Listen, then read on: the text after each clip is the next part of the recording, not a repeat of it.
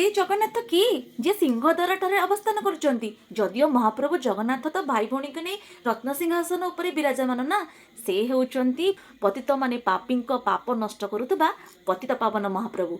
कौन तांको महिमा, कौन तांको रहस्य। जेतेबेले सारा देश रे कला पहाड़ आक्रमण हेउथला, सब हिंदू मंदिर को भांगी दिया जाउथला, बात पड़ नथला श्रीमंदिर। तकी खार आक्रमण करथिले श्रीमंदिर को एवं सामना हेतिला सेतेबेल राजा श्री रामचंद्र देव सहित। रामचंद्र देव आउ तकी खांकर युद्ध होइतिला, परास्त हेतिले राजा।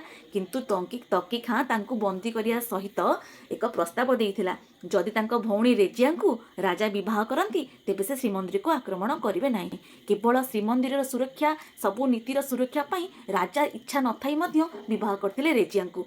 हेले जेहेतु तांको धर्मरु निवृत्त हेई से अन्य एक धर्मर महिला को विवाह करचंती, से सबु सेवारू राज सेवारू तांकु मंदिररू बा दिया।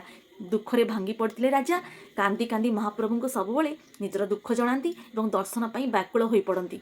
महाप्रभु दयामय तांको दुख सही न पारती। प्रतिदिन राति रे महाप्रभु स्वयं निजे आसी सिंहद्वार ठारे राजा को दर्शन दियंती। जेतेबेले एई कथा समस्ते जानी पारिले, महाप्रभु निर्देश रे तांकर ठीक प्रतिमूर्ति सिंहद्वार ठारे प्रतिष्ठा कराला। जो माने जगन्नाथ मंदिर को जाई पारु नाहंती, से माने बाहर थाई सेई पतित पावन को दर्शन करी तांको पाप को नष्ट करिवे। या होची महाप्रभु जगन्नाथंकर अन्य एक लीला। जय जगन्नाथ।